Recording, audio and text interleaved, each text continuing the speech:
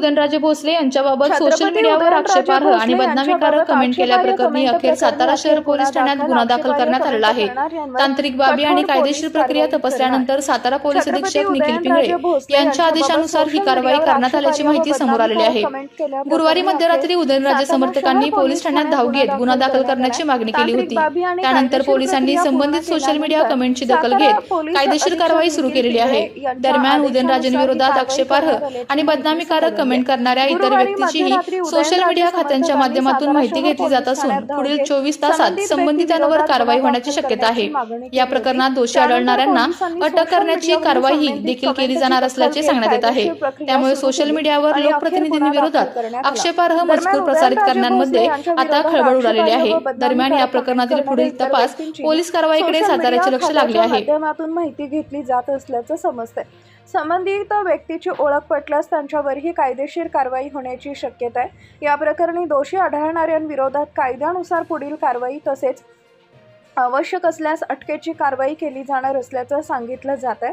त्यामुळे लोकप्रतिनिधींबाबत सोशल मीडियावर आक्षेपार्ह किंवा बदनामीकारक मजकूर प्रसारित करणाऱ्यांमध्ये खळबळ उडाली आहे। आता या प्रकरणाचा पुढील तपास कोणत्या दिशेने जातो आणि सोशल मीडियावरील इतर संबंधित व्यक्तींवर पोलिसांकडून कोणती कारवाई केली जाते याकडे साताऱ्याचं लक्ष लागलंय। Bureau report DSP news live. मी विपुल पाटील, उपविभागीय पोलीस अधिकारी सातारा।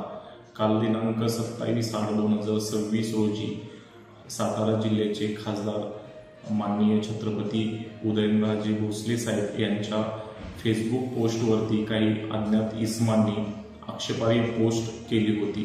त्या अनुषंगाने आपण सातारा शहर पोलीस स्टेशनला तात्काळ गुन्हा दाखल करत आहोत। त्याचबरोबर सायबर पोलीस स्टेशनच्या मदतीने आरोपींचा लवकरात लवकर शोध घेऊन त्यांच्यावर कठोरात कठोर कारवाई आम्ही करत आहोत। अशा प्रकारे कोणत्याही सन्माननीय लोकप्रतिनिधी, प्रतिष्ठित व्यक्ती यांच्यावर कोणत्याही प्रकारची आक्षेपार्ह पोस्ट आम्ही खपवून घेणार नाही। त्यांच्यावर कठोरात कठोर ती कायदेशीर कारवाई केली जाईल। त्याचबरोबर केंद्र सरकार व राज्य सरकारचे काही पोर्टल आहेत, अशा प्रकारे सोशल मीडियावरती आक्षेपार्ह फोटो, व्हिडिओ किंवा पोस्ट केल्या जातात। त्या पोस्ट काढून टाकण्यासाठी हे पोर्टल उपयोगात आणले जातात। त्याप्रकारे केंद्र सरकारचं सहयोगी पोर्टल आहे।